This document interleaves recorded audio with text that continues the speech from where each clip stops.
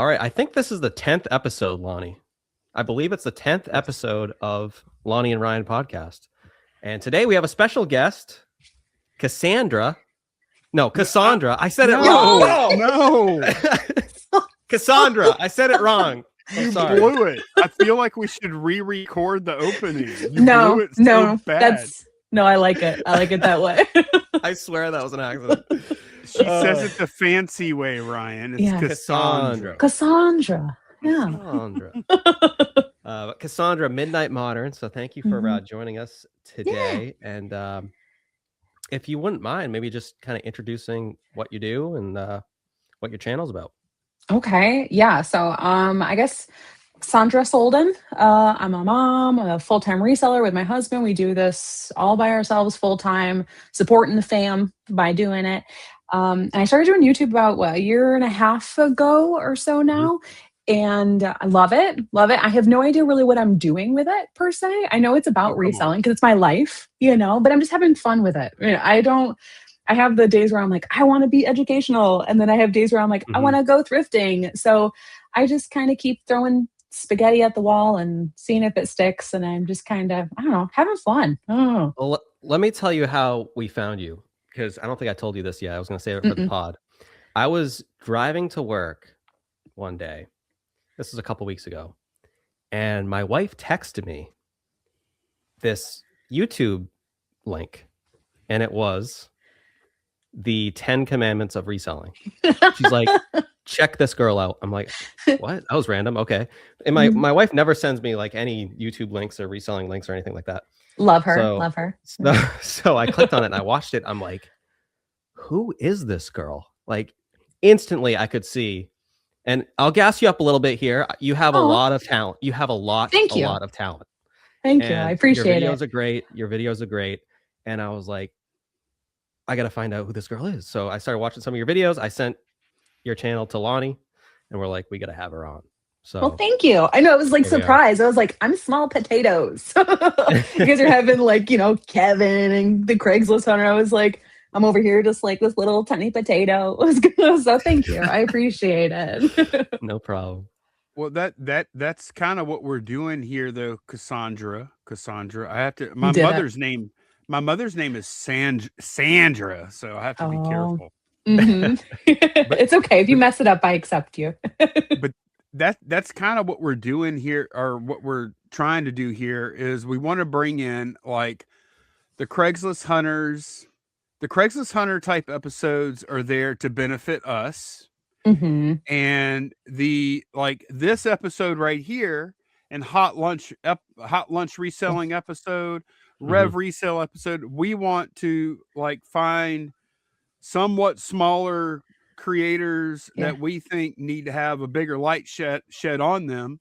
And we think we can do that here, and we can't necessarily change what people do or what kind of videos people make, but we can choose who we want to highlight here. And that's, and we've both had that kind of help for us in the past. And, so that's why we're bringing you on here. We want to help your channel grow and help people, learn who Cassandra is and get introduced to your channel. I appreciate that very, very much. I actually was just like, I had a few videos out, and I think it was the Justin Resells. He posted like a post on his YouTube. He was like, yeah, you guys should check out this video. And then it just like blew up super quick. So I got like monetized really fast. Found you. Okay. Yeah. And then after that, it kind of like I had like a 7 phases of being a reseller video, and that blew up. And then it just kind of like died out after that. And then I had another one blow up, and then it died out after that. But that's part of YouTube. It's part of the growth. It's part of you have your banging videos, and then you have your ones that's like, 500, couple thousand views, kind of thing. So you just got to keep hitting it. Ryan, you going to ask her, because I don't want to steal your question. Go ahead and ask her. If that's your question, go ahead. No, I don't know. I want you to ask me anything. I want to know. Is this the first time you've ever done anything with social media, like YouTube wise? Yeah. Yeah. So like I just had my own personal like thing. When I was in high school, I did do digital media arts. So I wanted to be a radio DJ, and I was an intern at a radio station. Yeah, I can talk. I have the gift of gab. My nickname was Lips. I know, not a good one. I don't know. I don't think that aged well. But like Lonnie it thought was Lonnie thought maybe you were a news anchor.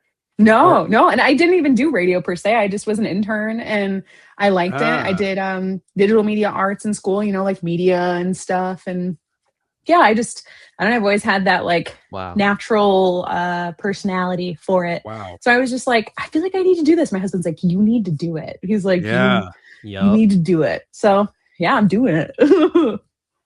Wow. I'm blown away. I was like 100% certain that you were either an ex radio DJ or maybe even on like local news as like an anchor or something like that.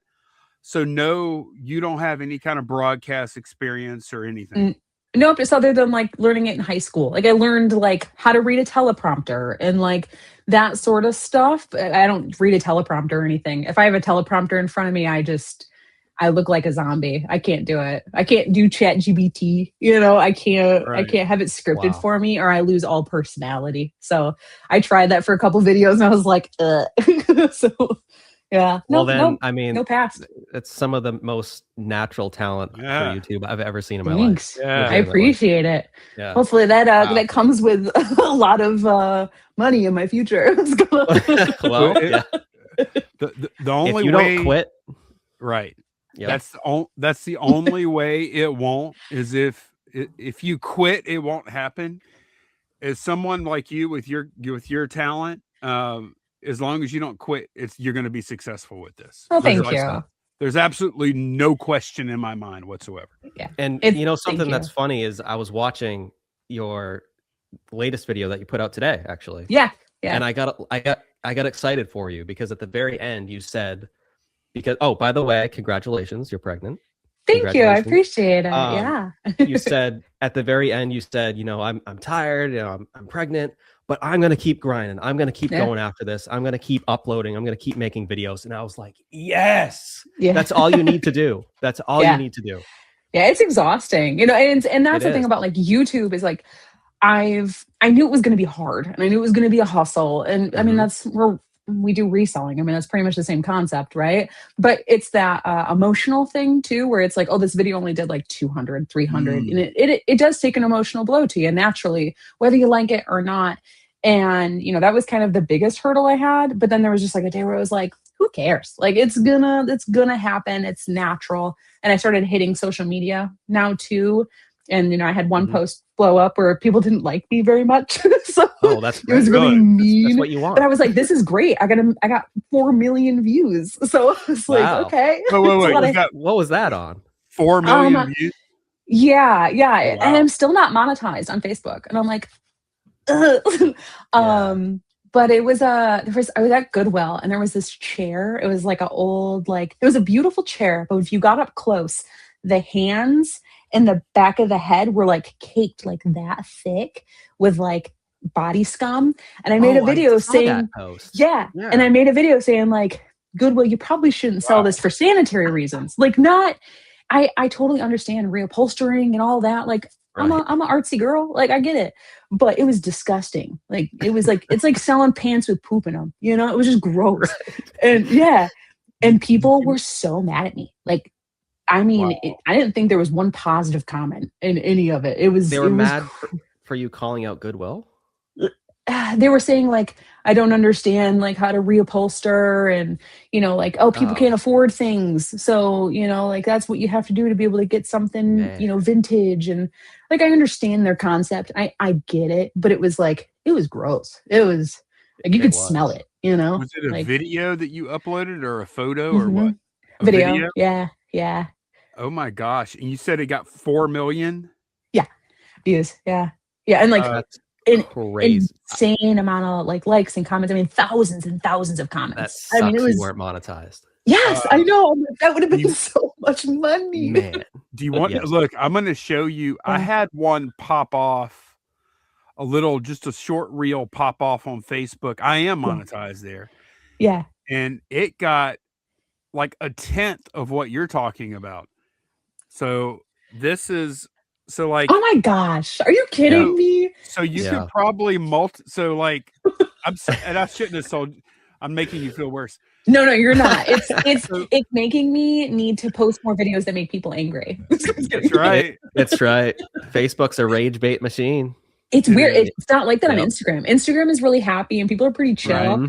Facebook is like, if people are angry or they have something to Mhm. say, that's the stuff that takes off. And it's so weird. Like I don't do TikTok because I did TikTok for a very short period of time Really? and people were just all mean. Like there was really no Really? connection on TikTok for Yeah. me at least. It just wasn't, and it was all like resellers are pieces of crap. It was Yeah, just a lot okay. of, it was Yep. too negative. And I Let don't like that. I'm a lady. I have emotions. me ask you this. I was going to ask you, do you care? Mhm. But you just said you do. Right. But like, what would it matter if you upload, because you make shorts? Because I looked at your YouTube Yeah. channel. You have a ton of shorts. Yeah. I slowed down on YouTube ones. But Okay. I hit Facebook and Instagram really hard, like every day, multiple. Mm-hmm. Nice.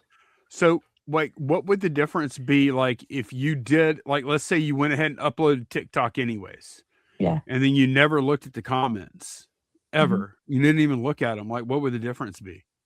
Like know with what I that mean? one, like it really wouldn't. And that's like with the chair one. I could tell right away. Like I went from like 300 followers. Like I just started doing Facebook aggressively at the start of the year. And I think I'm at like just over 2.3 thousand followers or something. So it's nothing crazy. Like I just started and Mhm. I went from like a couple hundred to like 1,200 overnight. And I was like, what happened? Wow. And that's what made me realize, because I don't have any notifications on my phone. The only notifications I get are phone calls, text messages, and eBay Poshmark sales. That's it. Unless it's business or smart. personal. Oh yeah, nothing. Wow. Like literally nothing.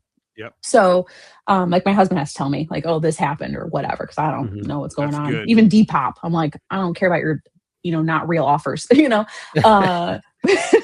That's really But, smart. Wow. yeah. So like with Yeah. the comments on the chair one, I saw quickly that they were negative, and I never really went back to it. Like I just didn't, I know, like I feel like maybe the reason I'm not monetized on Facebook is I don't really comment or engage too much, because it's like I have very How long minimal has it amount of been though?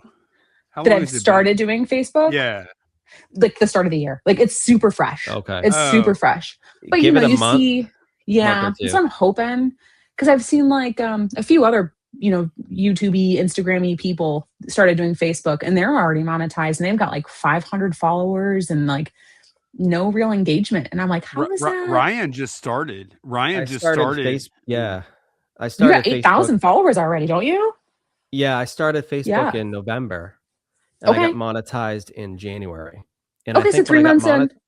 yeah, I think when I got monetized, I had 4,000, 3 or 4. Okay. Okay. So I'm close. I'm like Yeah, you'll get it soon. 3 or something, 2.2. Yeah. But I'm hoping for it, because I want to get on that roller coaster while the money's coming in. It's fun. It's fun. Yeah. Yeah. I like that. I don't see how they have enough money, because like you Same. said, they've been paying. Like I've been seeing so many people talk about how they're getting monetization. So they're rolling it out obviously to a lot of people right Yeah. now. Mm. Where is all this money coming from? It's insane. Like you could just post a picture of something and then you make like $50 or $100 Mhm. on it. I mean, it's crazy, y'all. It's like Harry keeps posting like all of the things, all the money he's making off like his little like Ray-Ban videos. Like they're so simple. Yep. It's so, or like a picture of like, oh, I do 401k and he made hundreds of bucks. Like it's crazy. Like it's just so, I'm like, I gotta get on it now, because if I don't, there's no way this can continue. There's No. literally no way. Like I don't see Yep. how it's possible that they're even doing it now. It feels Wow. that way, but then again, our attention and like people that follow us, their attention, like that is the number one thing we have for them, like, as Yeah. far as their economy is concerned. So maybe it can. Maybe we've just been getting screwed all these years. Yeah. Right? Yeah. Yeah. 'Cause Yeah. I mean, that's like the biggest currency, right? And nowadays it's people's attention. Like that's what pays, tracking the analytics of how people perform and do things. And that way you can manipulate them into buying stuff. And like, I can't scroll on my Facebook. I think it's because after I became a mom, it's very negative. It's a very negative Mm. timeline. So I can't It go on is. my Facebook anymore. It's very sad. Yep. Which was, it never was before. But once I became a mom, it started to like trigger those mom emotions. Yep. And it's wild to switch because I don't engage ever on anything really. So it's surprising. You can see it happen in front of your eyes if you're paying attention to it. It's weird. Yeah, Facebook definitely likes the engagement most. Like that's what they pay Hmm. off. They don't necessarily pay off of views. It's more like Yeah. I noticed like when I have a video that'll do well, right? It'll make a few dollars, but it won't start making a lot of money until it gets like further down the line in views. And then all of a sudden it starts stacking up because a lot more Mhm. people are commenting and engaging with the post. So like It it's just sucks. again, them trying to control the market share because there's a lot of competition. There's YouTube, there's TikTok. Crazy. They own Instagram, so they don't really have to worry about Yeah. that one. They don't pay anyone But on Instagram though. no, they don't. They don't at all. Yeah. But They're gonna have to. But you know what sucks though is that like so basically they pay for engagement and people more are most likely to engage with what negative things or Yeah. yeah. things that make them angry or Mhm. sad, I would say. 100%. So it trains us as content creators to make content that makes people angry. Yeah. Like Yeah. we are encouraged to make people angry. Yeah. That kind of It Isn't really it is crazy? backwards. Yeah. Yeah. Yep. It's so sad, and I can just like see it happening, and I'll never do that on purpose, and just because the like, and I know there's like a lot of people will make like their YouTube video like their titles, like this guy tried to fight me, and then there's like like that type, and I can't. Yeah, I can't do it, man. I can't. I'm like, yeah. This is like, I don't know. I don't, because when I see that, I'm like, I don't want to click on that. Like, even though I know the video is not even going to be about that, it's just Right. like, I know you're trying to trigger my emotion, and that annoys me. So I'm not going to do it. But I understand and I respect why they do it because it works, But it's like, it's just not the game that I want to play for my moral values, if that makes sense. So, well, go ahead. So you're against clickbait then? Kind of. Yeah. And I try my best to like, when I'm trying to come up with titles, to make it like something either positive or something that's leading into just the truth of the video. Like, hey, like today's my thing was like reseller reality check, thrift stores are changing or something. Like, and that's what the video was about. It was just I went to the thrift store and I was like, this sucks. And that's what my video was about. It wasn't like, I went to the thrift store and I don't know. I can't even come up with it. My brain doesn't work that way. But well, from the titles that I've seen, like that you've posted on your channel, I thought they were great, like really solid titles. Yeah. And that's also something Lonnie and I were talking about leading up to this, is that it seems like whenever you are making a video or upload a video, you always have a purpose. Like you're not just like turning the camera on and like, hey guys, I'm in my eBay room today or wherever, in the office today, and we're doing this and that. Like you always have a set topic that you're going to talk about for the day, and you just nail it, which is really good. I like that a lot. I appreciate it. I struggle with that because it's like I see what works in the reselling world when it comes to content creation, and there's a couple different avenues, right? Like with the shed flips and stuff, it's like you have your daily updates on what sold and whatever, and people view that every single day, but it's consistent. You're very consistent, and people want to just like watch your videos, and same with like you run with your pizza and your like your hobo meals, or what was it now? Poverty meals. Poverty meal, yeah. I never had a pepper in my poverty meal, by the way. That is okay. Hot dogs and like the cheapest craft. No peppers. But no, we're too poor for that. But like it's consistent. It's the same styles. I can't do that. Like I struggle. I don't know if it's like the ADHD in me or whatever. I have to be trying something different and new all the time. So like, and I know can be a negative, when it comes to social media. No, but I can't not do it. It's just who I am, You have a shot to make a viral video doing what you're doing though. Yeah. Thank you. I appreciate that. Because I like the videos we make, we do okay. and we've been doing this a long time, and it's become a good part of our business and what we do, and who we are and our income. But we aren't going to make a viral video with these videos. These are like daily update vlogs for people that care about us, but Yeah. it's not going to ever appeal to like a larger audience, all of a sudden. Whereas your videos can, I think. Well, thank you. I appreciate the compliment. Some days it feels like I'm like, am I taking my niche, which is reselling, and like spreading it too thin to where it's like someone will be like, oh, I really like this, vloggy kind of video, but then the next one she's, doing thrift talk, like that. I didn't like that, unsubscribe. I worry about that. What I guess that's the natural thinking process of someone trying to possibly make a living off of YouTube, because that's kind of my goal. I love reselling and I love YouTube. Like I love them both. So doing both of them is like, yes. Perfect for you. Yeah. Yeah. Well, I really liked the format that you did in your video today. Yeah. It was thank you. different. I appreciate that. So like, I thought it was super boring.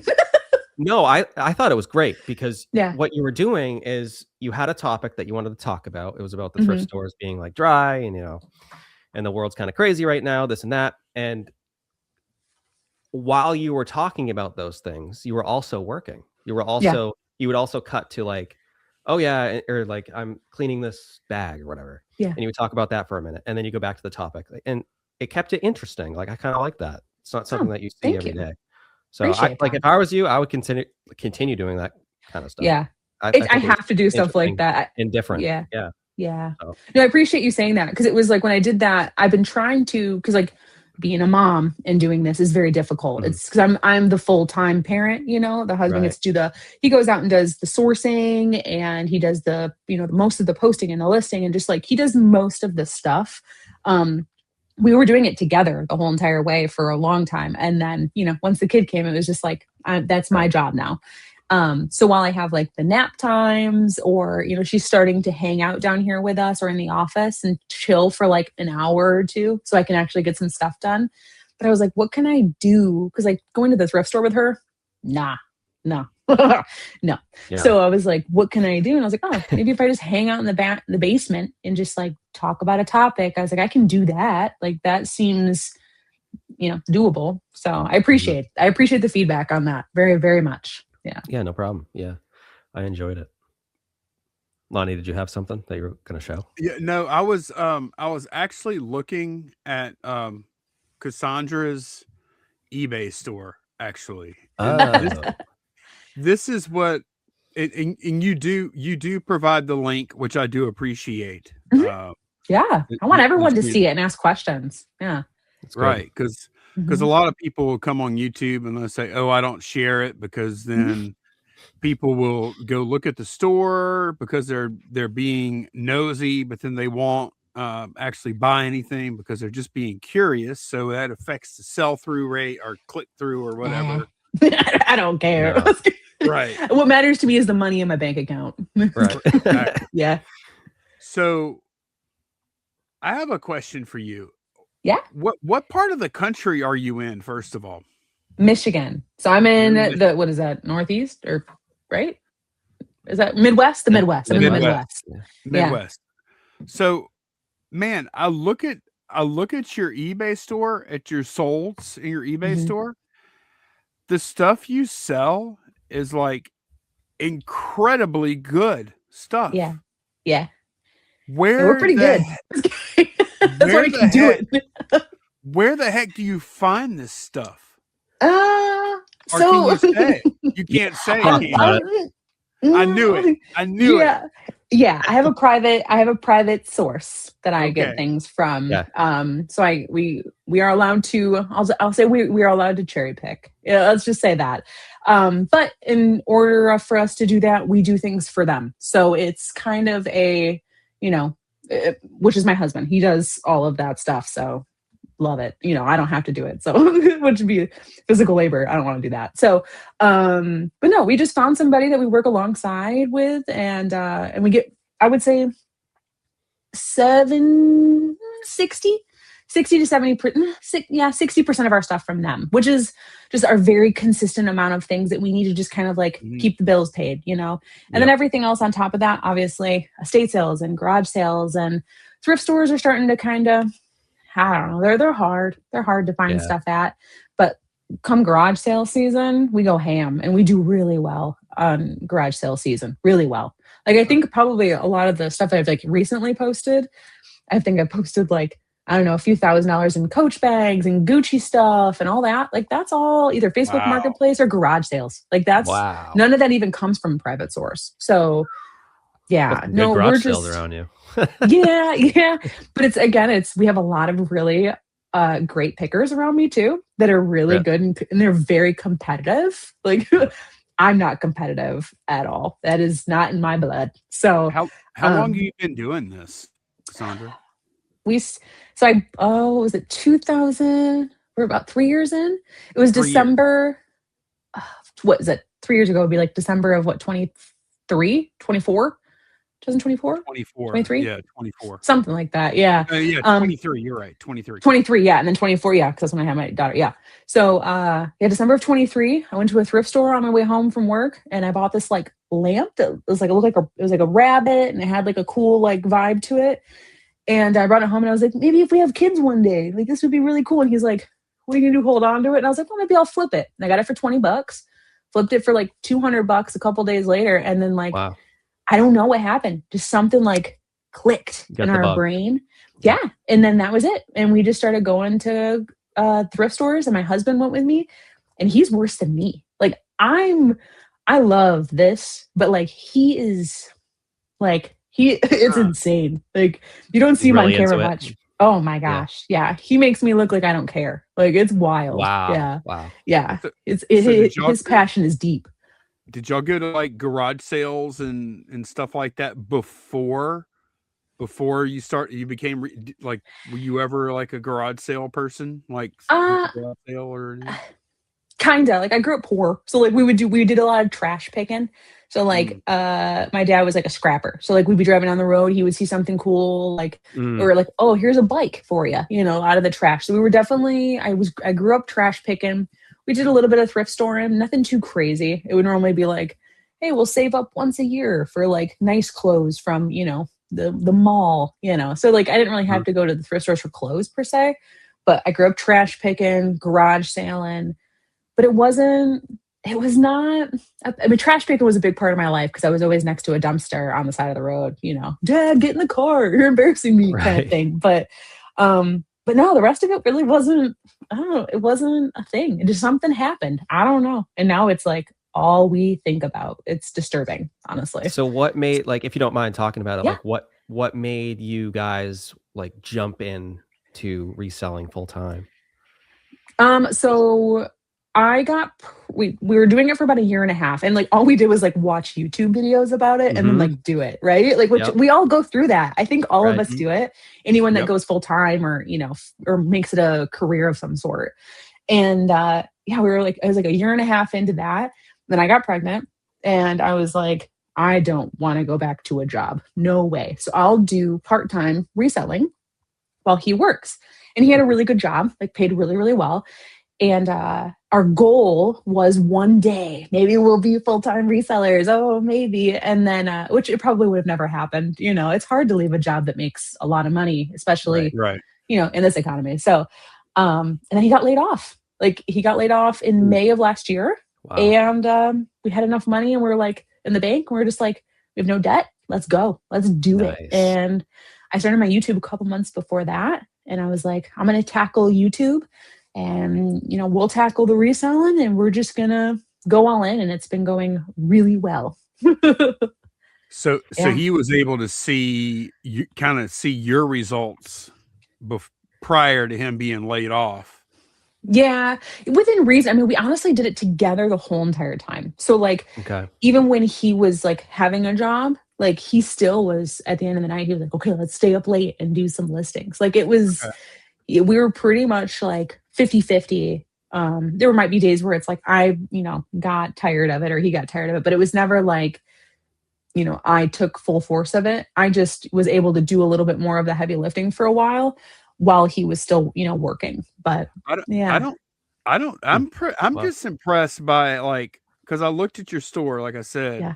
and you've got all these brands. So clearly you must have an eye and you're like very brand conscious, like when it comes to apparel and shoes and boots and Mhm. all that stuff, right? But I just don't understand how you go from like not being a reseller to being an Yeah. experienced reseller that quickly. Like you did, Obsession. you watched, like, is that like, what was your main training method at first, like to learn all the brands and everything, and to learn, like, because you didn't even know what you Yeah. didn't know at first, right? No. Yeah, no, we didn't know anything. Like, my husband and I both, like, I had a lot of experience in like outdoors and guns and cars. Like that was kind of like a Mhm. weird world that I knew a lot about. Mhm. So the outdoor gear kind of helped, like Patagonia and Arc'teryx and stuff like that, right? Like we don't really do anything with like guns or anything, but like if I see, something branded like that, I would know what it is and I'd be able to grab Right. it. And he, similar to him, he kind of knew similar stuff there. But honestly, YouTube. It was YouTube. Yeah. Like we just became addicted and we started watching everybody's videos, like either garage sale picking, or them just like, throwing up comps. The videos that threw up comps really helped us. And then we just Mm. started to slowly learn there. And then a lot of financial failures of buying stuff that wasn't worth it and Right. having a basement, that was a death pile of things that were, oopsie poopsies, Right. and yeah, and it just kind of, we learned the hard way throughout the whole entire thing. And then just, we're both addicted to just learning. And, I think That when it came to clothing was harder initially, right. versus stuff, stuff you can kind of, it's easier to look up, I think. Right. I agree. But the clothes, yeah. And then we watched Tech and Sports. He has like a group, and that Mhm. was actually extremely helpful. It's if you're into clothes, just watching it, not even for anything else, but just because there's like a call every week where people just talk about what they sold. And Mhm. every week it's just brands I've never heard of. And it's stuff that sells for hundreds of dollars. And then, how the universe works. It pops up and it's in our Right. face, a week Right. later. We're just, Yep. I feel like we manifest stuff like that pretty, Mhm. pretty frequently. Oh no, we totally do. We Yeah. totally do. Because actually you see this flag behind me on the door. Hmm. So Oh, this is a crazy story. Yeah. Ryan told me last week, he was like, "Hey, do you have any more flags?" Because I had a bunch of flags for whatever reason, and I sold everything pretty much. I decided to keep that one. Ryan's like, "Do you have another flag?" I said, "No, the only one I have is that one. And it's not for sale. I'm keeping it."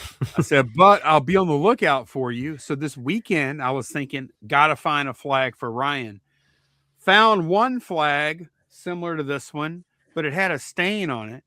And I was Hmm. like, oh, but I felt like it was meant to be, because I Yeah. found the flag. And I'm like, Candace, should I buy it? She said, no, we're gonna find something better. The very next sale, because Cassandra, we found another flag, brand new in the bag, Yeah. brand new, There it made is. in Weird. America, all that stuff, because we That's manifested it. crazy. We Yeah. Yep. manifested that.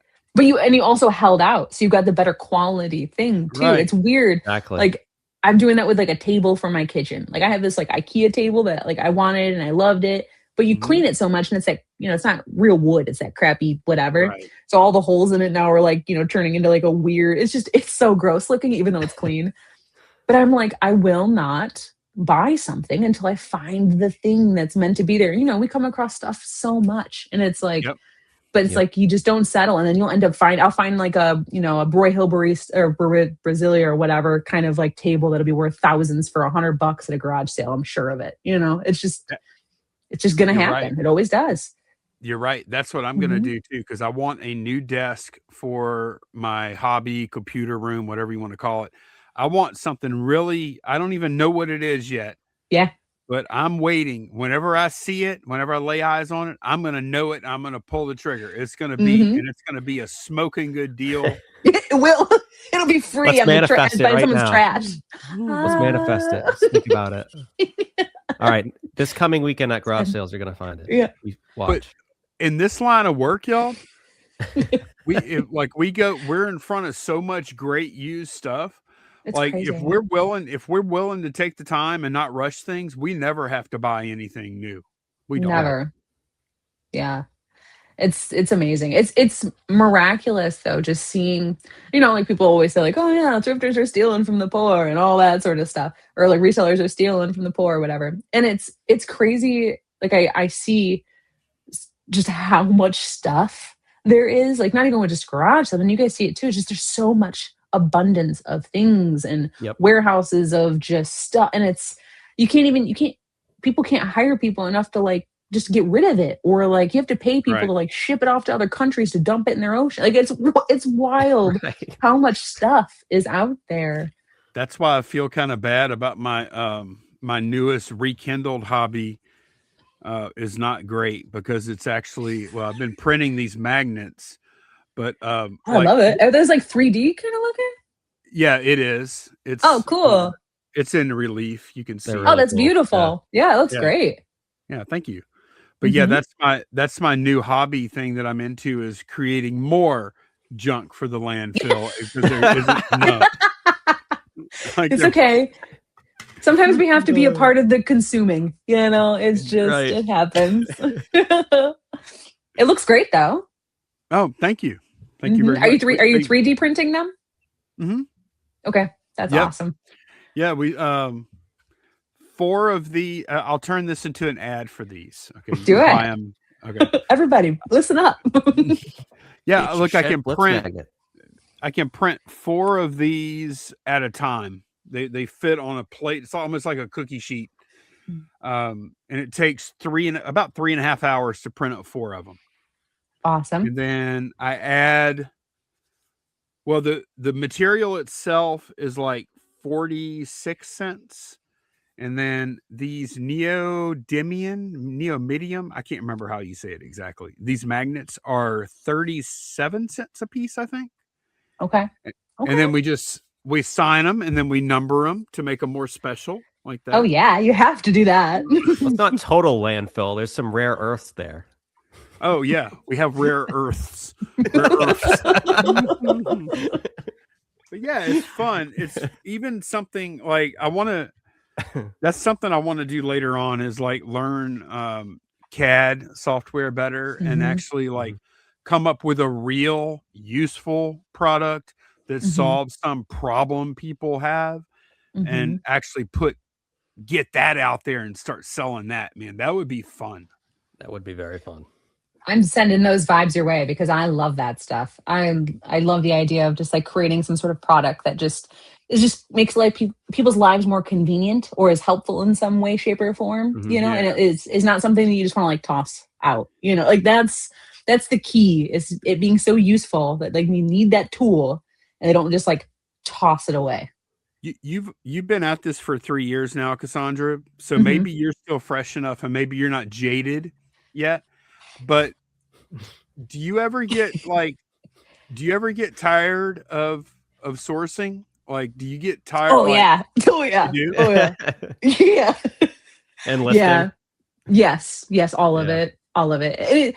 It's at the end of the day, it's like, do I want to go back to a cubicle? Nope. I'm going to keep on Right. going. Like I push through it because you have to, right? This whole job is discipline. Like you Right. have your days where you're like, oh my gosh, this is beautiful. This is amazing. Like I get to, whatever. But no, this is 100% discipline. This is Mhm.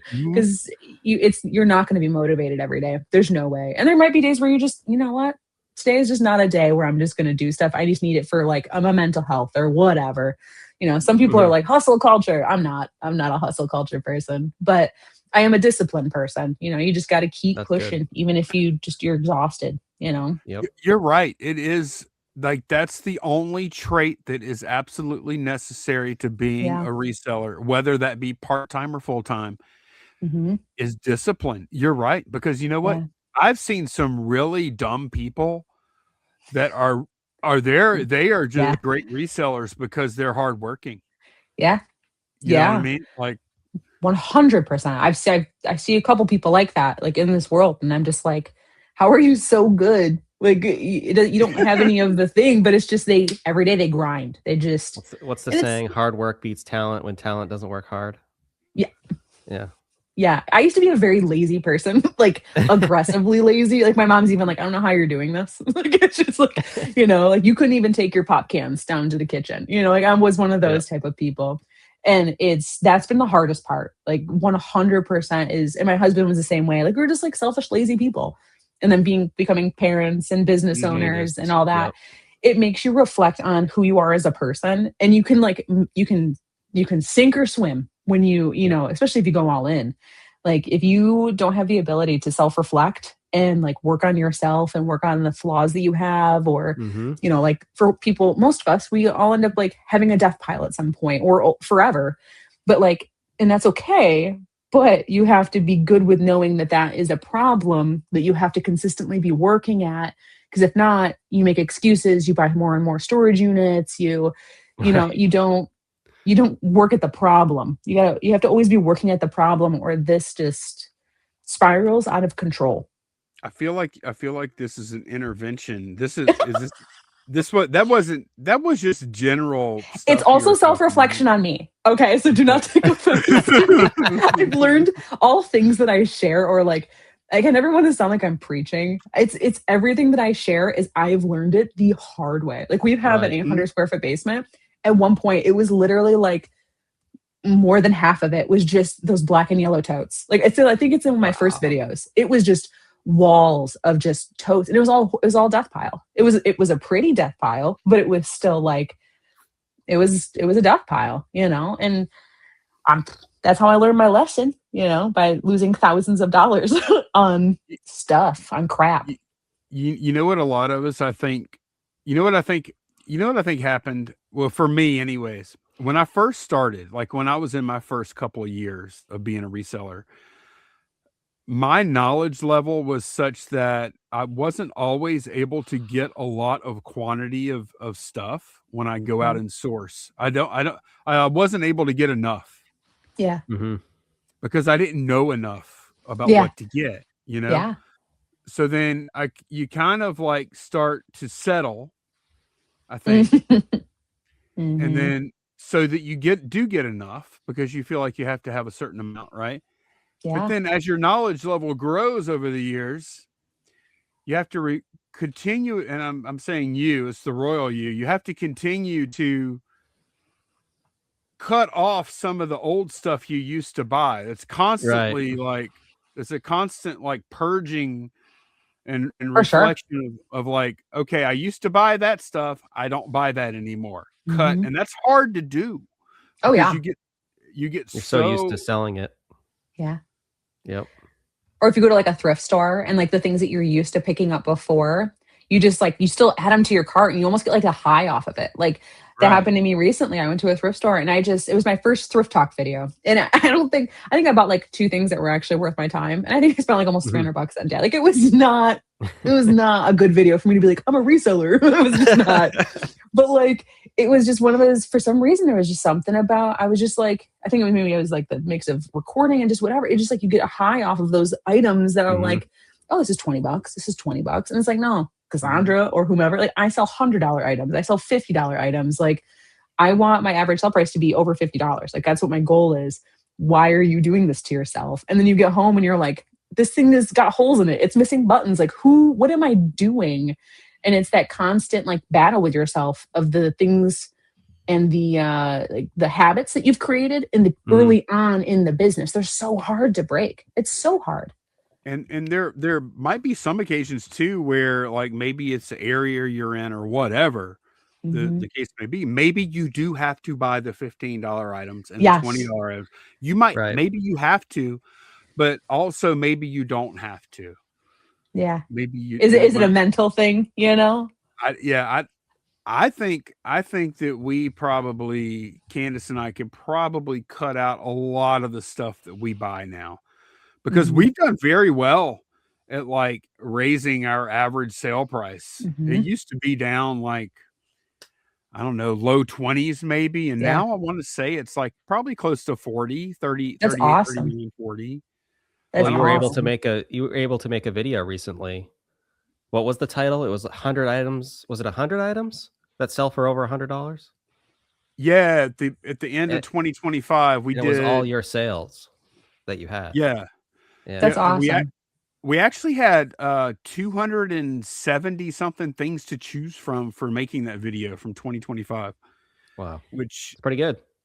yeah, no, it is good, but it makes me reflect and think, okay, how much of this $20 stuff should we still be buying? Yeah. Mm-hmm. And I think a question to ask yourself too is like, I don't know, I always look at those items like, is that worth my time? Like, because Right. Right. I can, get two items that are worth $100, work a little bit harder Mhm. to find those items, or Mm-hmm. buy something where it's like, okay, I need to pay $100 for an item that I can make $200 on, or I can go, to the garage sale and buy, things for $3 that I can flip for $25. And it's kind of asking yourself, like, what's your overall goal and how much time do you have? And like for us, we Right. don't have a lot of extra time, so we Right. need to have a more value in items because we don't have time to post 50 shirts a day, so we need to find Right. 20 items that we can post that make that much more for the amount of time that we have. And it's harder, it's much harder, but it's worth it if you put the knowledge into the stuff. Yeah, but you don't get to have those items until you have the knowledge, though, or Correct. Right. or at least the connections. And it sounds like early on you learned that the connections are Key. probably that's the most important part. Mm-hmm. 1000%. Yeah, because like with us, we know that we can make a living off of just the basic reselling, right? We could Mhm. just go to thrift stores and garage sales and estate sales and do well. Um, but then we're going to be working like slaves, and it's not Right. really the kind of life that we want. So we're trying to make the outside circle work for how we want our little inside circle to work. And I'm not gonna lie, I'm a bougie person. Like, I'm frugal, but I also want a really big house, and I want a sports car, and I want, and my husband's the same way. Like, we both want a life that if you just settle for the $20 items, unless you have, four employees, photoing and posting them every single day, it's not gonna happen. It's just not. So So where do you see yeah. yourself? Because I heard you mention that, and I think it was your latest video. You kind Yeah. of mentioned the fact that you want to kind of build something here Mhm. that you could Right. Yeah. pass down to your kids. And Mhm. so, like, what does that look like? And you don't have to give all the details, because Okay. sometimes Yeah. you don't want to give away your You your wanna gatekeep it a plans. little bit? Yeah. Yeah, Yeah. but where do you kind of see yourself going, if you don't mind, Yeah. in the It's future, kind of like your big overall goals? mhm. They're kind of not scattered per se, but there's a few different options that we're kind of playing around. I love the Mhm. idea of just like having a pole barn in the back of my yard where I just do our basic eBay stuff and doing content creation and making enough money off of just those things. Like, that's just like a good like basic, Mm, income stream where it would be comfortable and we could always be good. Like, I would love that to be our base level. But then there's also just the idea of, I don't really want to have like a thrift store or something, but almost start, Mm. we could just start some sort of like clothing donation type thing where we take in that would be stuff and then cool. we work alongside other places or people. And, we've seen other people do stuff like that. But I'm very big into trying to work alongside communities and and I live in a very nice neighborhood. So I'm like, I want to figure out a way to like work with the community Mhm. and just show like we're very warm-hearted people, so it's like we want to give more than take. So it's Mm, just trying to bring all those values together and create some sort of a business out of it, and like I said, there's a few different interesting. ideas that we have bouncing around, so I'm Yeah. not quite sure or dialed in exactly, but I know, like I said in the video, was right now it's we need to make sure the eBay thing is at its base, and that way we can consistently move on that while we start throwing, ideas aggressively at trying Right. to make something that's bigger. And there's nothing wrong with liking the base, right? There's nothing wrong with that, or just doing full-time reselling at a thrift store, doing that consistently. That's perfectly fine. It's just everybody's different. Everybody wants something different. I like that. I like to hear the giving thing, because I've Mhm. seen that so many times. Especially, I've seen it with like different YouTubers too. Like, trying to think of who. Steve and Steph. I don't know if you remember, or if you've ever heard of them, but they were very much like a giving couple, Yeah. and they gave back to the community a lot, and they found so much success Yeah. because not because of it, of course, but like it's definitely like what you put out in the world and what you give to the world, it's gonna come back to you. It's a different 100%. it's a It's a different different mindset. mindset. It Yeah. Yeah. changes your whole mindset, right? Mhm. Yeah. It does. And I think that's like, and I see the other side of it, right? You see a lot of people on here that are just like, it's like the hustle mindset. And it's Yeah. just like, get out there, push those people over at the bins and just like, like, gotta get there first, that's true. That is a very good way to make this work. I will not lie. You can make, millions of dollars doing that.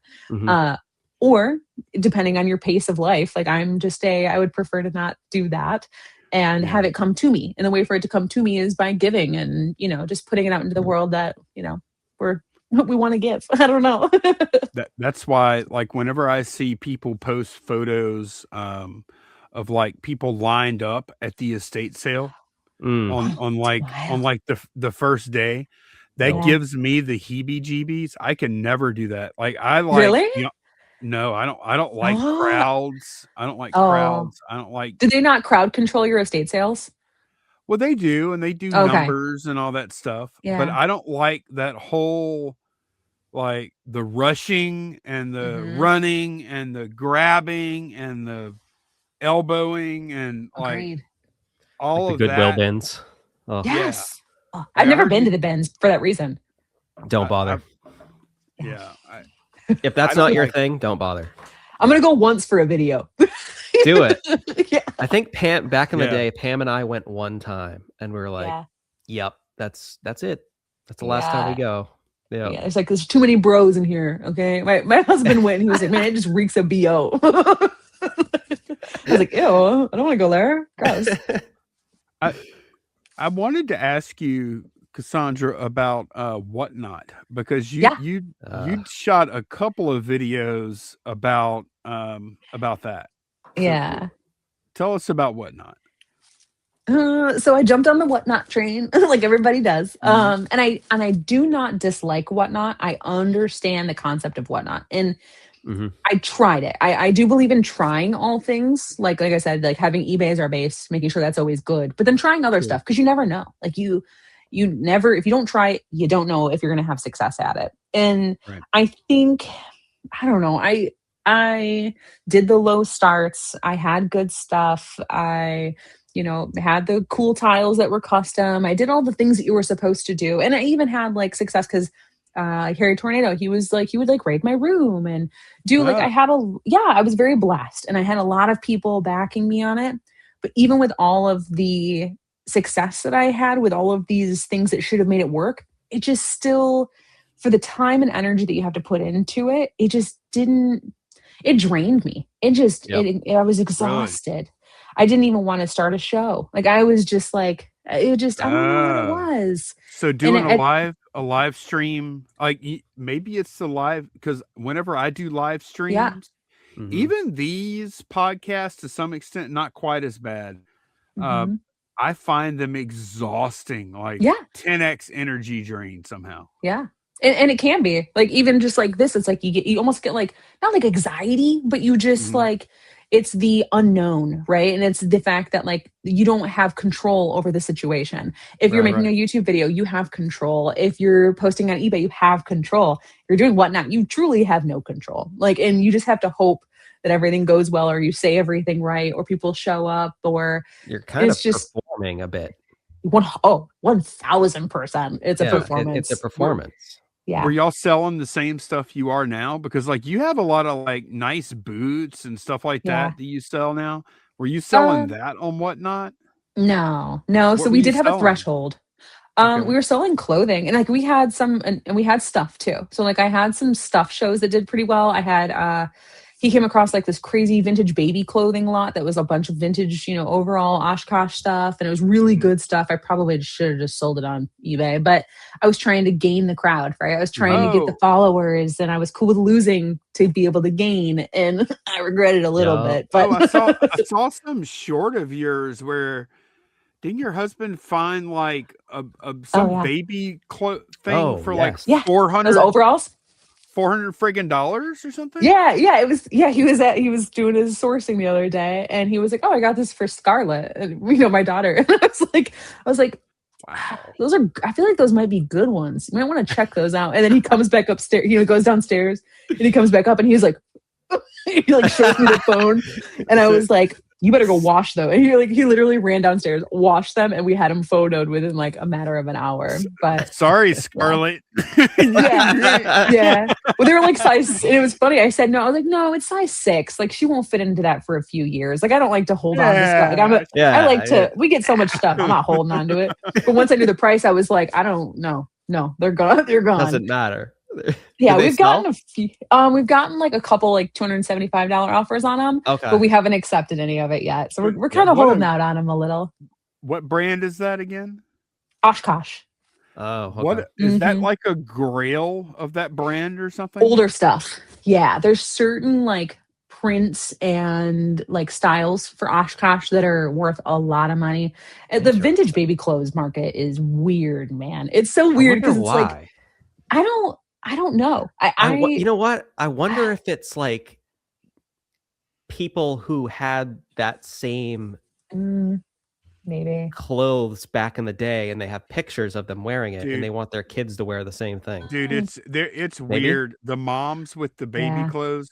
Candace used to be into this stuff, man. Gymboree. It was like that's the other one. That's the one I had. I had totes of Gymboree. That's what it was. Oh, that's good stuff. Because it was really good. My wife used to buy that stuff, and it ain't cheap. No, I know that. It's still not. And they're hooked on it. They have like whole communities about. I don't even think it's about the kids bearing it. I think some of these women just like to collect the stuff or something. I don't know. 100%. There's one of the girls that I became friends with from that show. She is a part of a Gymboree community, and there's a website, and they like categorize all of the clothes, and like she has like all these outfits and stuff, and like I think she was saying that like I was able to add items to it because of my show or the things that it was so wild. Like really, and I got to complete the collection. This is the name of this collection is the Stanley collection or what? Like it's like Beanie Babies but weirder, I guess. Did you know that niche before you became a reseller? Because like listening to you speak right now, like that depth of knowledge is what I feel like it requires in certain niches. If you want to identify and command the top dollar, that's the level you have to know. And I just still really don't understand how you have that so soon. If we find, I think also having my husband as addicted as I am with it, it's really efficient. 100%. Like we bounce stuff off of each other. Like I'll learn something and I'll be like, oh my gosh, did you see this? Like I was cleaning those purses yesterday and there was a Coach bag in there that he had grabbed. We knew it was good, but like it was like $150 bag. It was like this little guy. And I was like, oh my gosh, look at this. And if we're learning stuff, we're always sharing it with each other. So I'm like, hey, I'm hearing that this style or this trend is really hitting off right now. Keep your eyes peeled for it. And he'll say the same for me. Like, oh, do you see this vintage t-shirt that's got a middle finger on it? Like this thing's, I'm posting it for $500. Like it's just, we're always throwing things at each other, which really allows us to grow. I feel like twice as quick. It's like, what's that famous YouTuber guy? The guy that's like #1 in YouTube. Mr. Beast. Oh, Mr. Beast. Yeah. He always said like in the beginning he had like a group of people, and every single day, all day, they would just collaborate. So he said it wasn't just him learning, it was a group of like 4 dudes. And all of them were always talking about the things that they learned, like, oh, this is what's good for tiles or titles or whatever. That tells me that you've done a lot of research on YouTube as well. Yes. I've seen the same videos, so. Yeah. That's how we learn. That's how we become good and we grow quick. You know? Like, I don't want to wait 4 years to be monetized. I just didn't, you know. I don't have the patience for that, even if I'm passionate. But that's not a normal trait, though. That's not a normal thing what you're doing, though, for sure. But it is true though what you say about like about your husband and you learning together, because Candace and I do the same thing. I know like when it comes to say action figures, she's gone down that rabbit hole big time. She knows way more in action figures, dolls, etc. She but I know like just like real surface level stuff. that can at least clue me in to at least bring something to her attention to know that she needs to look at it.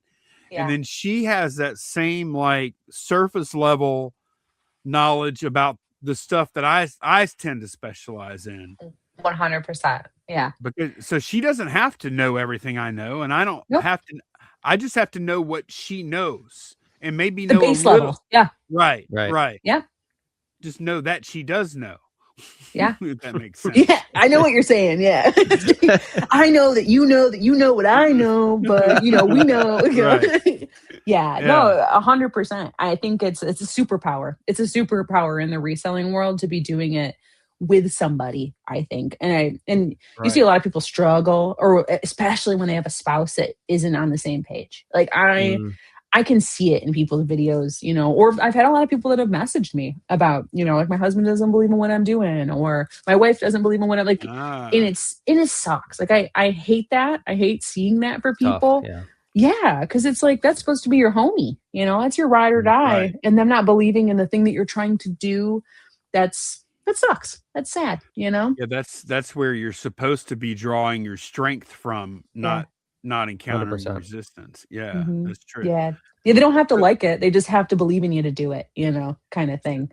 But before y'all started the reselling thing, did y'all both have jobs outside of the home, like traditional automotive world? Yeah. You were a car saleswoman, right? I was. Yeah, I was a car salesperson for like 10 years. I sold cars. I worked in the special finance. So I sold subprime cars. So that was in Detroit. That was wild. Whoa. Yeah. I worked at a disc golf company as a photographer. Oh, really? I did. Yeah, I worked at a go-kart track. I've done a lot of really strange, fun jobs. Like I've always tried my best to, have something cool, some sort of experience out of it. But I did marketing for the last few years before I, in the automotive world, automotive marketing, semi-trucks, honestly, is what I was in, was the semi-truck world. Oh. Were you in like a specific company? Like yes. Yeah. Yep. So I was at a Peterbilt dealership for a couple years, and then and then I left there because I just didn't. So I got the job doing disc golf for photography. So I took that, but it wasn't paying enough. So I was like, all right, I gotta go back to having a big girl job. And then I went and worked for a Freightliner dealership. It was actually a friend of mine. His parents own it, and then he was like, please come, and I was like, fine, I will. I was like, I need more money, so I will take the opportunity. And it was for a continuous improvement coordinator job. So it was marketing director and continuous improvement coordinator. So some of my videos, if you watch, I'll talk about processes and implementing them. And yes, and that's where I learned it. Was I worked for their dealership was the Metro Detroit Freightliner, which is huge. But that's a $100 million company. But then I was trained by Daimler, which is a $1 billion company. So they trained me on processing and how to continuously improve and to implement change in your business and all of this. Wow. I mean, stuff that people never have the opportunity to learn. And I won an award, and I did my usual, become addicted to it, become really good at it, and then be like, all right, I'm done, kind of. Yeah. All right, what's next? Yeah. And this is the only thing I've ever done in my life that I can't get enough of it. You have your days where you're like, meh, but like overall, I don't want to do anything else. I've never had that in my life. And I think it's because it's always changing. I didn't expect to have that connection, because I'm in the concrete construction industry, and we have a Peterbilt. One of our trucks is a Peterbilt. So there you go. Fantastic vehicle. Is it a 579? I don't know. Peterbilts are fantastic. Yeah, I love Peterbilts. But no, it's a great truck. Yeah, no, that's funny. You said the whole like, do you do like asphalt and stuff like that? Is that what you guys do? It's concrete and aggregate. Okay, that's funny. Did you in my video? I was like, you don't even know tired unless you do like asphalt. No. You guys, dude, no, that's way more tiring. Not Ryan though. Ryan he doesn't work that hard. I don't think. Are you the guy holding the stop sign? No, I have an office job now. Oh, that's nice though. That's good. That, but what do you do? I'm a concrete dispatcher.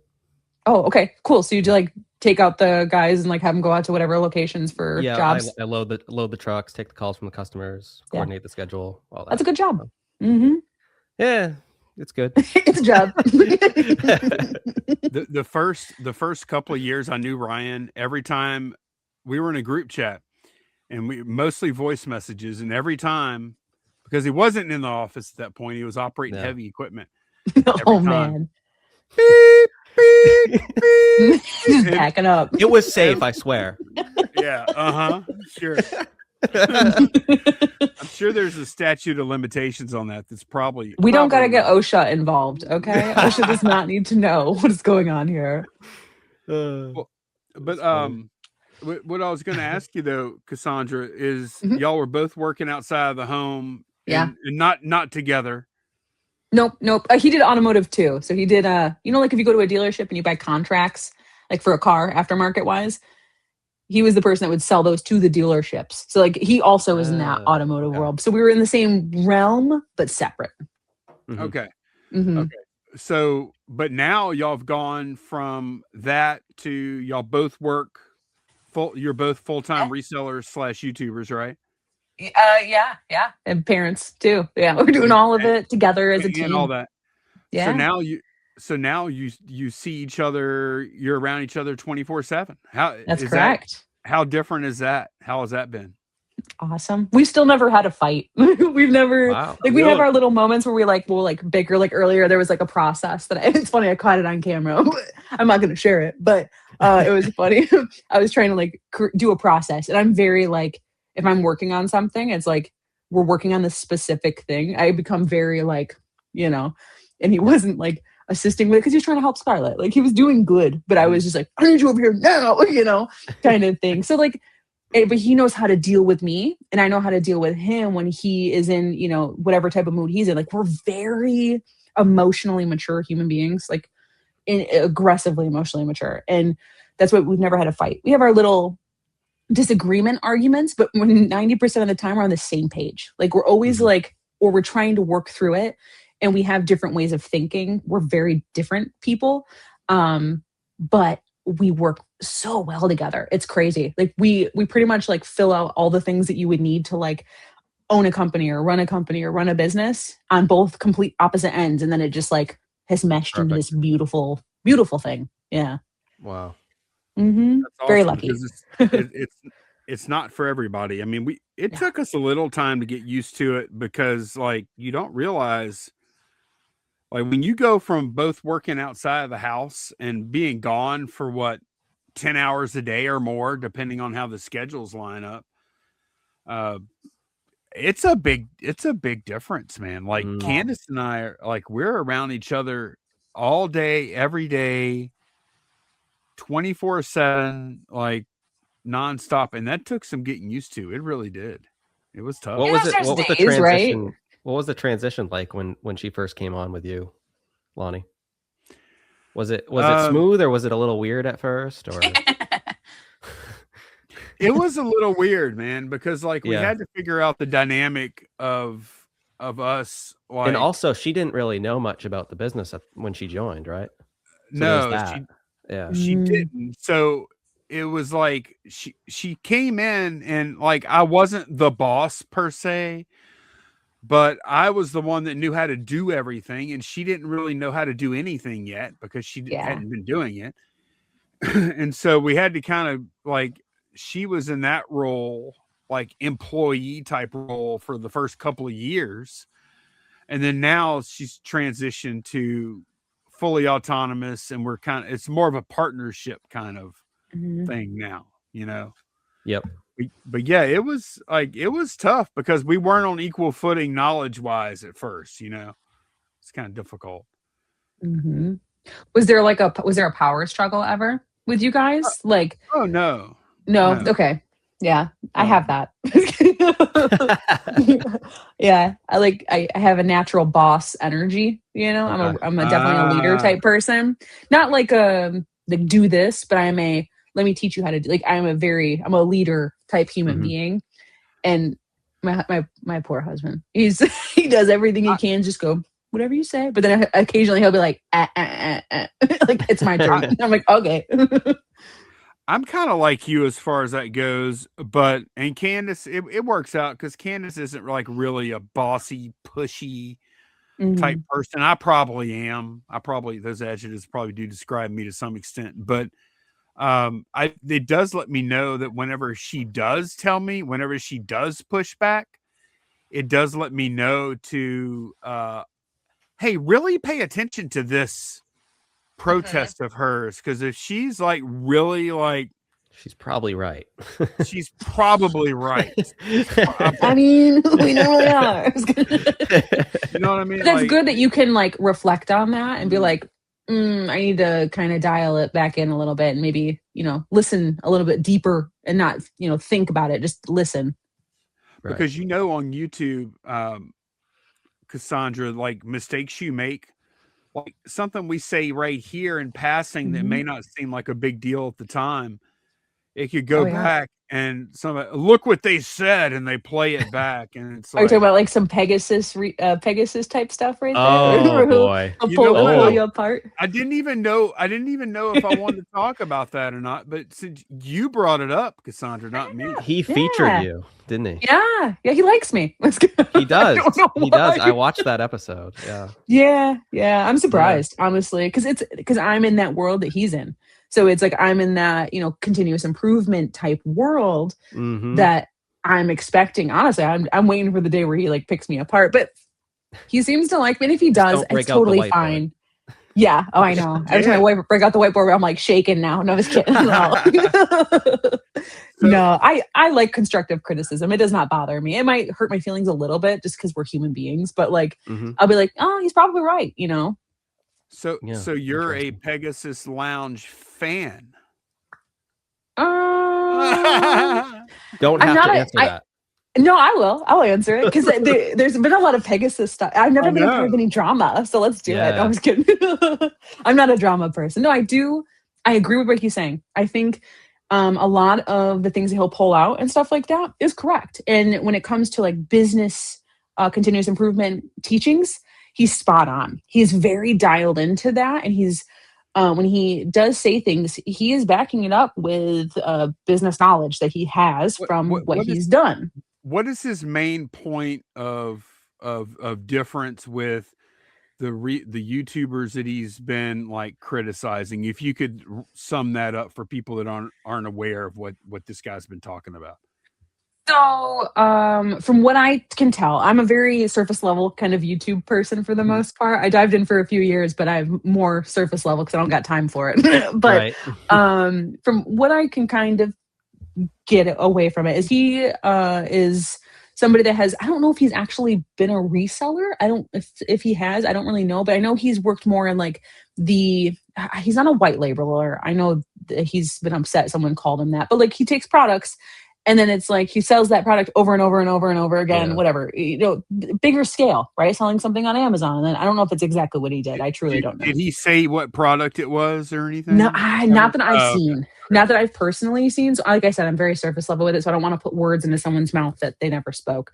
But from what I understand, that's kind of the world versus resellers. So when it comes to resellers, every single item is a different item. It's individualized. It's, we have to physically find that item, touch that item, wash that item, put it on a board. Like we have to go through the whole entire process versus you create one item and then that item sells over and over and over again. Harder to scale, so right? It is hard to scale. It is. And there's a lot more time and energy and stuff that has to go into the physical item, which 1000% is correct. And what I've noticed, which he's not wrong, is a lot of the things he'll share is people giving the wrong advice, which could be damaging towards new resellers, which there has been some things I've heard that were just not quite accurate, and I probably said something too. Like we don't mean to. What is an example of one? Can you think of one? I'm sorry, I'm putting you on the spot because I know this is kind of. I am like 7.5 months pregnant. You have no idea how bad my brain fog is. Like, I'm struggling here. I'm normally in bed. No, I can't specifically think of something because if I do, I'll probably butcher it. But every video he does it. That's his whole entire thing. So It's which is a thing, right? I totally get it. Like that's his thing. That's what he does. I totally understand it. Personally for me, there's some videos where it's almost like he's attacked some people and like kind of like not been kind to them. It's almost been like he's like laughing at what they're saying or whatever. I don't like that. I don't believe in being I don't want to say facetious because I don't feel like that's the right word for it, but I don't like the Negative downplaying of undertones. yes, the negative undertone. I don't Okay. like that. I 100% am cool with the saying, hey, this is not quite right and here is the right way. That's okay, sure. That's true. That's true. But doing it in a way that can make someone hurt their feelings is not my way of going about things. But that's just me personally, you know. You Fair said enough, yeah. mean things and negative things pay, you know? Yep. So I'm sure that's that's why he part. has a following. I'm sure that's what he's. I'm sure that's a big part of his plan there. I mean, Yeah. there's obviously that's what it is. I'm a little scared of the guy, to be honest. I'm a little Really? scared. Yeah, a little bit. Like, You scared to get a video about you? A little bit. Well, like, well, now that we talked about him on here, I know he's going to talk about us. Ah! oh boy. I didn't say anything bad though, and I don't. No, and I'm not saying anything bad either. Yeah. I'll say this, I'm Lonnie. scared. You don't have I'm to. scared. You don't have to give an opinion, Lonnie. I'll say from just my short opinion of him, because I've watched some of his videos, and I tend to agree with what Cassandra just said. I haven't really seen anything that he said that I necessarily disagree with. I haven't, but I have not watched a lot of his videos. I've watched probably a handful of them. I've watched just a handful. 3 or 4 or 5, somewhere in that range. Nothing too crazy, but enough to get the undertone of what you were saying. That sometimes it just kind of comes across where it's like, I don't know. I feel like in the reselling world, we all kind of have to, the YouTube reselling world, we all kind of have each other's back in a way. And I know I'm still a tiny little potato, but like in general, like you just want to be kind to other people because this is a full-time job in its own, you know, doing this. So just being nice to each other, I think, is so key. So when you start attacking people that are a part of a community, you're gonna get, you know, some recoil. I saw, was it Kevin this week was like, about it, you know. Yeah, that's why we started paying attention to it. Yeah. Because, he's the first person I've seen like. Yeah, Kevin was all mad about it, and that's why we were like, hey, Kevin's really mad about Pegasus Lounge. I've never really checked, and this is the bad part, right, about responding publicly. I've never really checked Pegasus Lounge out before, but if Kevin's this mad, now I have to. So now, like, what has he done? He's actually advertised for the guy. Mm-hmm. He's given the guy couldn't pay for advertisement that good. Yeah. And I don't think that's what Kevin really intended, you know. No, that conversation. That's something I haven't seen, though. I haven't seen what the beef is with him and Kevin. I don't know what he said about Kevin. I didn't watch that episode. It was something to where he made Pegasus Lounge. I feel like we're turning this into TMZ here, but whatever. Pegasus, see the can of worms you opened up, Cassandra. Right. I didn't mean to. I just wanted some beef. I wanted to be a part of the beef. I'm just kidding. You did say Pegasus Lounge first, and I wasn't. I wanted to ask you because, and the reason it was going to come up was because it came up on the Trash to Cash podcast, and then we started checking it out. Lo and behold, Ryan sends me a clip, and it's like you pop up, and this was after we had been talking about having you on our podcast. Yeah, actually, you had already been booked at that point, and I was like, wow. Everybody already knows about Cassandra, apparently. My husband called me the YouTube reseller's reseller. He's like, everybody that's in that world knows you, but like you haven't blown up yet. Right. Yeah. Right. Yeah. That's a good way to put it. It is. And that's not a bad spot to be either. No, because I'm a very nice person. Okay. It's funny. I manifested this in a weird way. Like it was when I first started my channel and I was watching, I don't remember who I was watching, and I was like, I'm gonna be friends with everybody, and he was like, what? And I was like, I'm gonna be friends with everybody, and he was like, you think? And I'm like, oh yeah, I know it. Like it's good. I just knew it. It was just like such a natural feeling of like, I'm just gonna I'm gonna be everybody's homie, and it just kind of just happened very quickly, and I didn't even mean for it to.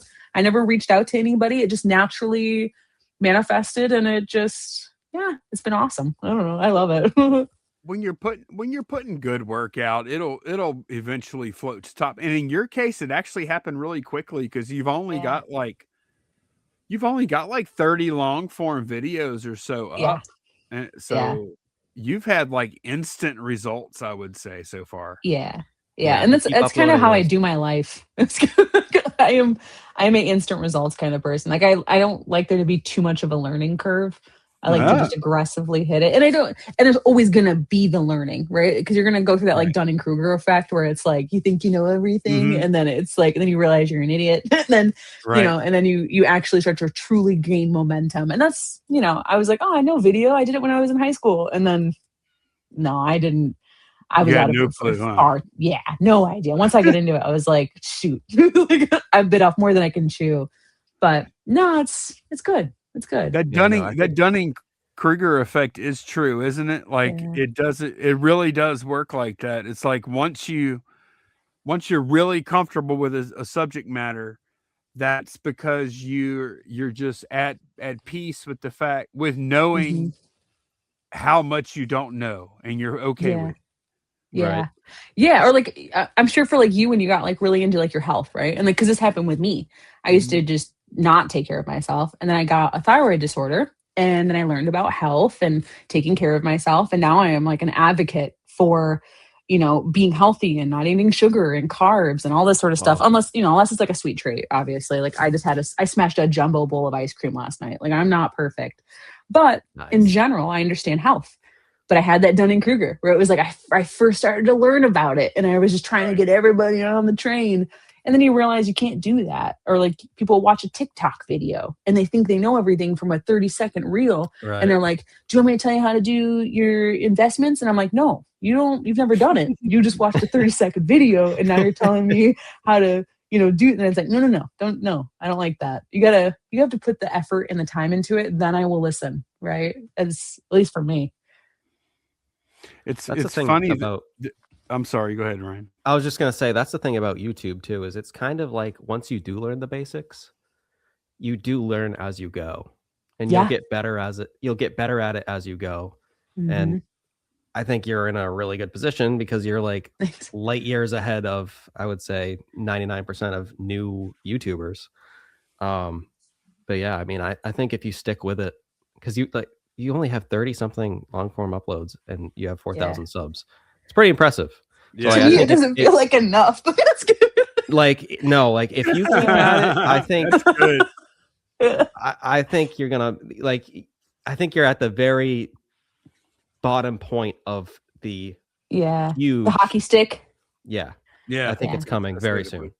Well, thank you. I appreciate that. Like my goal was to hit like 10,000 followers by the end of last year, but it's like I only did like 12 videos. What am I talking Right. about? Like I like I love this attitude. It's not enough. It's not enough. I I no, love love it's it. that. not. Yeah, Yeah. because I honestly feel like this is gonna like I could do this as my base income, and Mhm. that's my goal is honestly to be able to do that. And sometimes it's like you feel selfish saying that because it's like I know that I'm like trying to bring things to people and like inform people and whatever, and it feels so weird to like just like be myself and just sit in the basement cleaning stuff, just talking about like I went to the thrift store and it kind of sucked. And it seems so strange, like, and it feels like I'm being selfish, expecting people to want to watch me Mhm. do that. But Right. I do it to you guys, right? Like I watch you guys or I watch Mhm. Alpha's YouTube, and it's like I'm doing that to other people. Why would I not think that I could also be that person? But it feels weird. It is an emotional learning curve. And then you're like, oh, it was only 500 views, but it's like,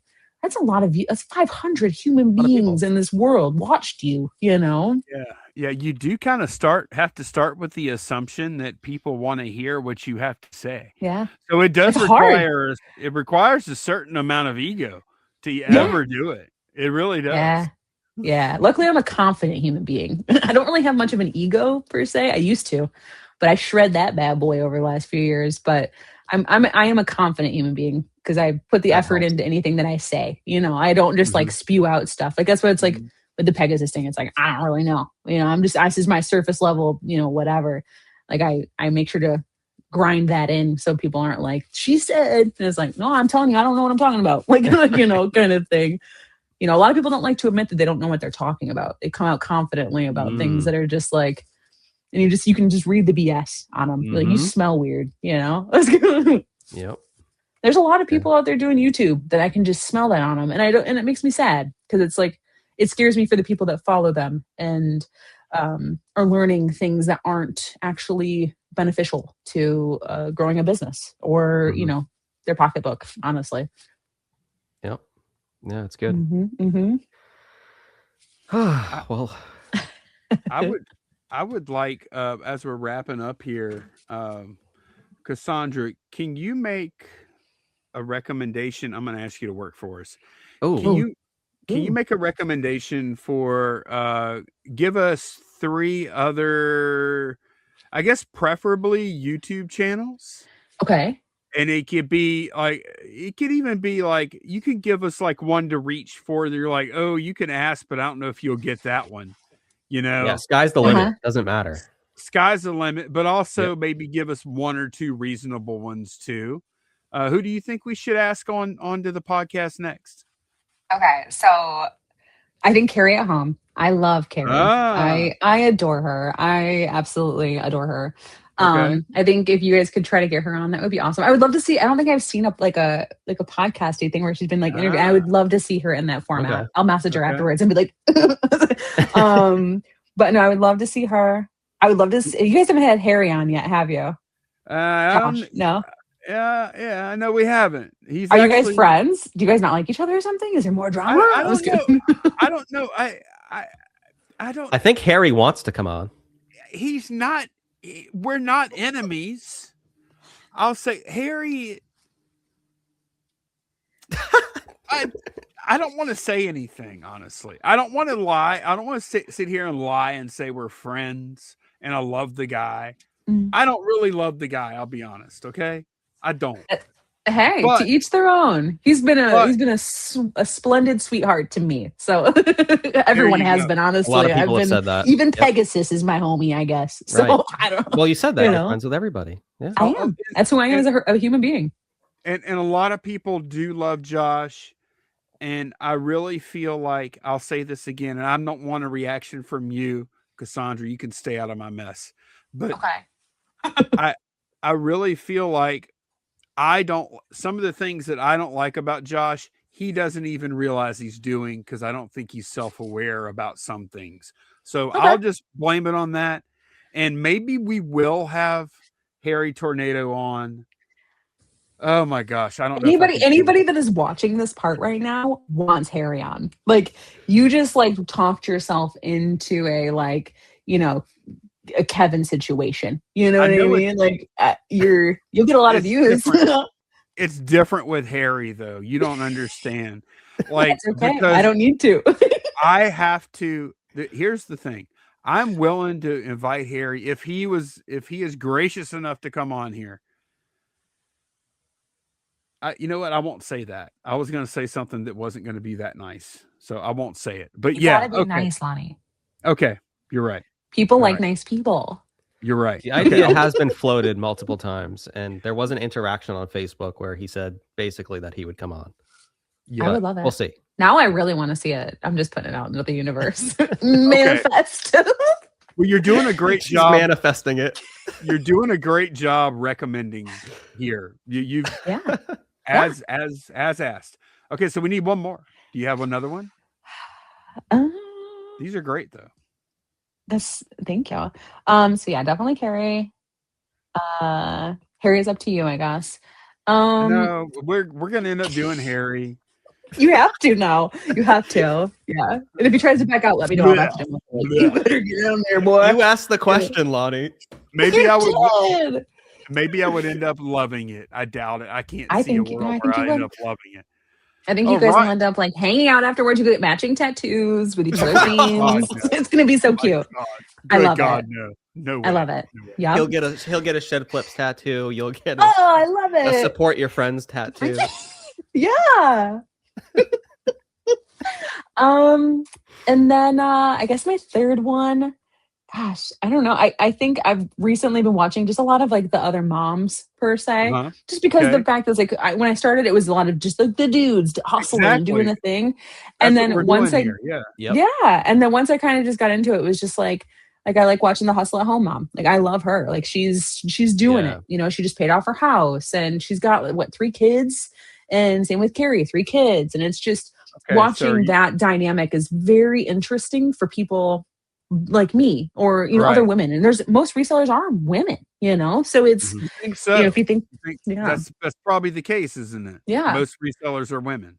Yeah, and that's why I'm gonna start showing like my kid when I'm doing something. Like today, I was filming and my kid was literally like climbing all over me, and like she grabbed the microphone, so I'm just like holding her, and I'm like, all right, like hold the microphone in my face. So it's just like, and I want to see that from other people. And at first, I was like, people don't want to see that from me, and then I was like, no, I think that's wrong because I would love to see that in these other videos. So I Mhm. think just kind of, just women, I guess, the women, and especially the ones that you don't really see on like the interview stuff or don't do podcasts. I Mhm. think that's interesting to see like a more natural state of them that's outside of a scripted video. I Has personally enjoy Has that. Ashley well, ever done a podcast? I don't know if I've ever seen. you talk about hustle at home, Yeah, mom? that's her Yeah, name, right? Is that her I, name? I think I so. hope I It hope I sounds didn't get right. that wrong. I'm pretty sure it's Ashley. Yeah. Okay. I've never All seen right. one. Yeah. Yeah. Well, Yeah, that'd be cool. I appreciate you giving us two females to choose Yeah. from, because that is, we're not ignorant of the fact that that is probably our biggest room for growth in our audience, Probably. and Yeah. and like you said, I think you might be right about the number of resellers, I and never even most thought of that before. I Yeah, hadn't because even either. I think about the wonder. clothing for like for Poshmark. You Mm. think about the most clothing like websites are kind of geared towards women. Oh, What is it? yeah. Yep. Yeah, that high end one is there's the V. I don't know whatever that one is. Like it's women's clothes. Huh. I Hmm. didn't think Interesting. about that because Yeah. you know what? There was a time before my wife was working with me on these videos every day, where my audience was 80% male, Hmm. 20% female. That's how bad. That's how the women just hated me.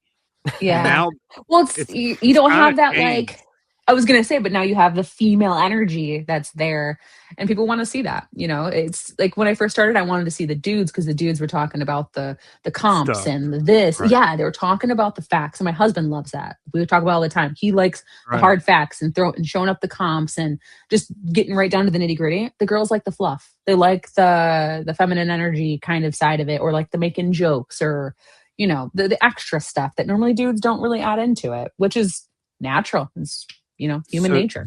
so you want more fluff and you want more. I'm trying to figure out how to appeal to women more.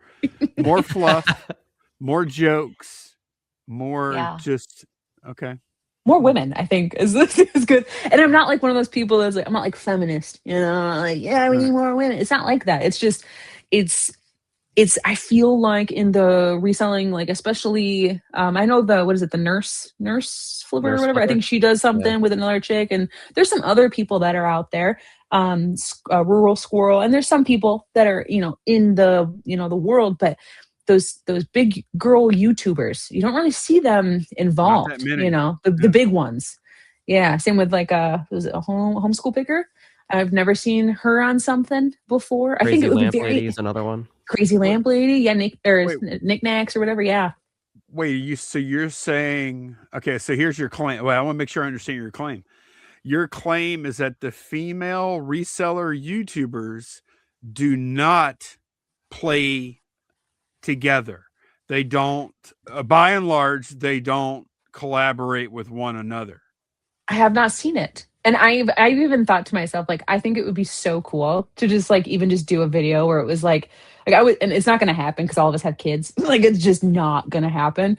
But if all of us YouTube girls could like get together and like go thrifting or do like a video together, I think that would be the coolest thing ever. But the Yeah. reason that it's harder for us is because the fact that we have a lot more layers on our cake on our plate. Like it's like right now, the husband's I can hear Scarlett up there just losing her mind because normally I'm putting her to bed, so it's Ah, just there's a lot more layers to it for us. And I think that plays into it a little bit more, because we have to be a Mm. little more like strategic with our time. it's more about it's more about not just reselling. I'm trying to like Yeah. sum this up, but also like reselling and how in lifestyle. Reselling Yeah. the reselling lifestyle. 100%. Yeah, because it's like for the guys, it's you guys can kind of like my husband. I expect him to go out and do the physical stuff and get the, Mhm. like it's just a little. Yep. It's easier for you guys, especially. It just is. It Right. naturally Yeah. is. For women, it's a little more. It's not that we can't do it, but if we have kids, it's a lot Right. harder. It's a lot harder. Oh Yeah. yeah. But I would like to see Absolutely. that. I think that would be something that would be very beneficial for you I guys, is would to have too. some That's women some on great here that advice.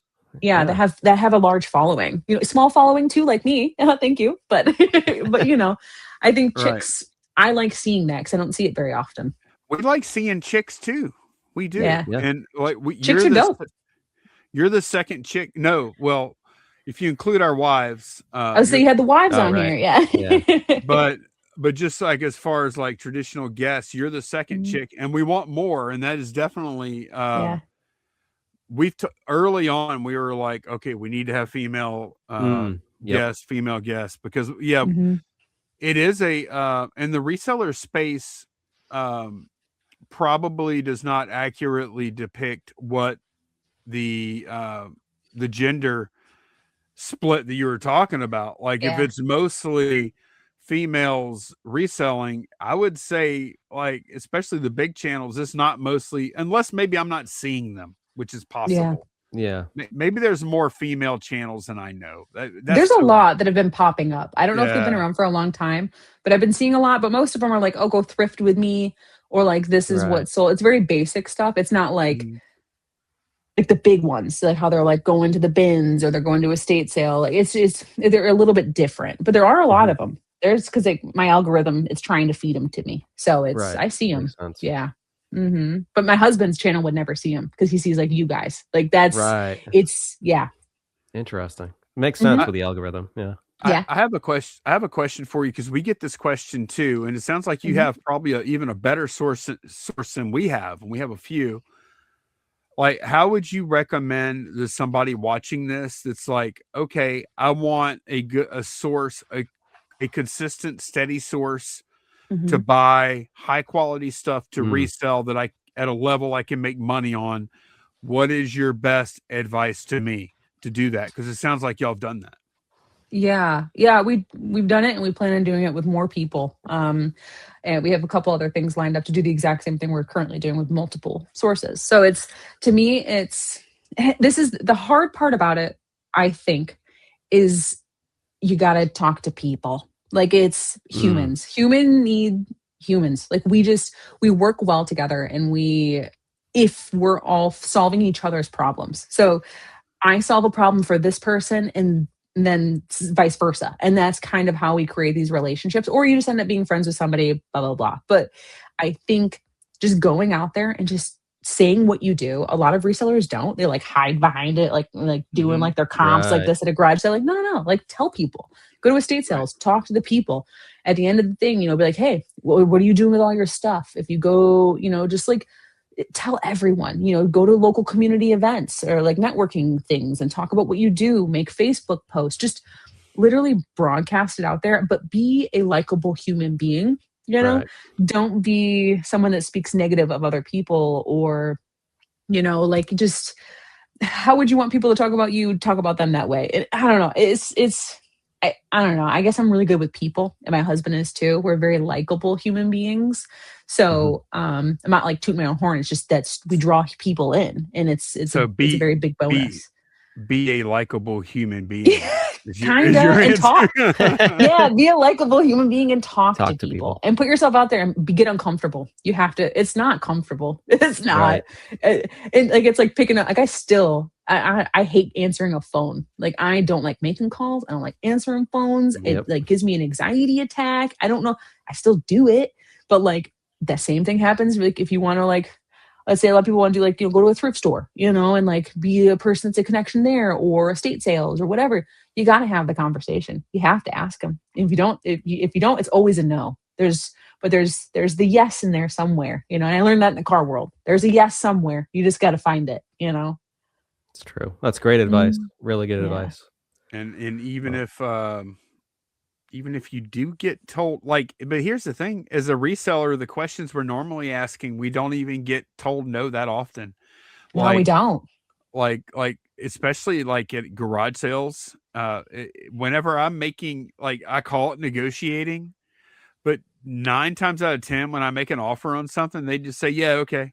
Yeah. That's the extent. Like, you get Yeah. told yes, yes, yes.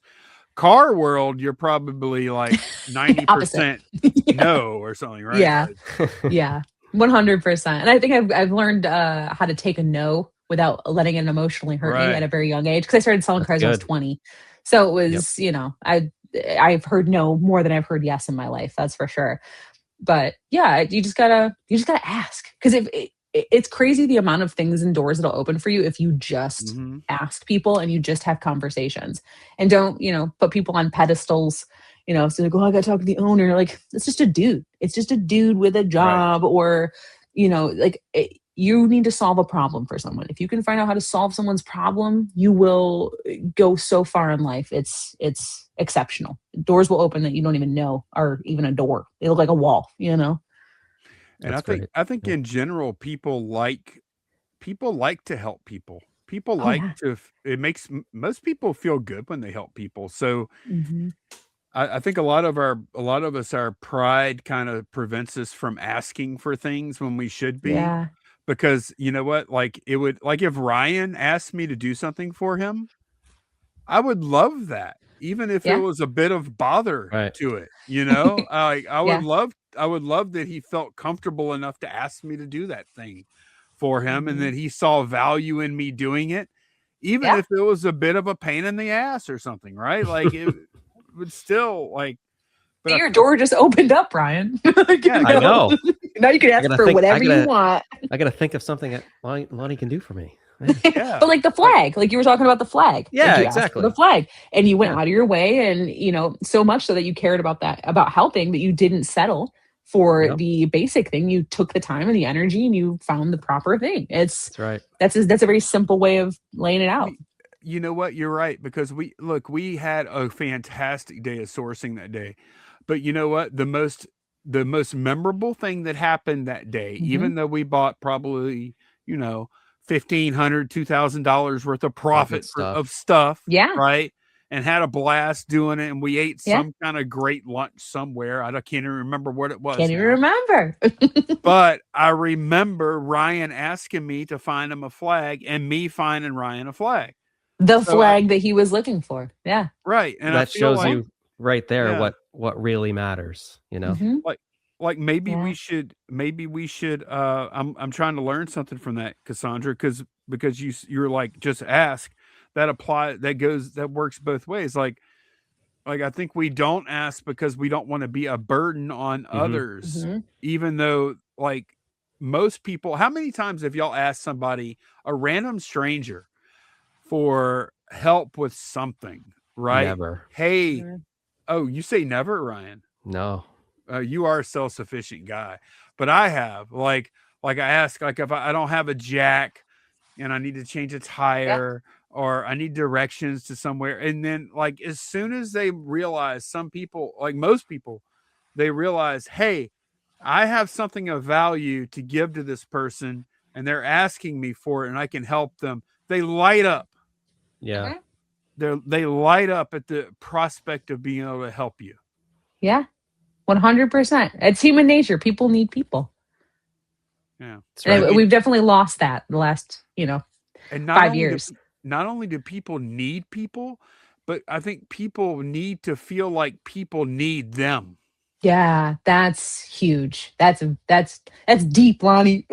That's deep. Like, because, like, I think I may have heard Elon Musk say something like this. Maybe I might be attributing it to the wrong person, Mhm.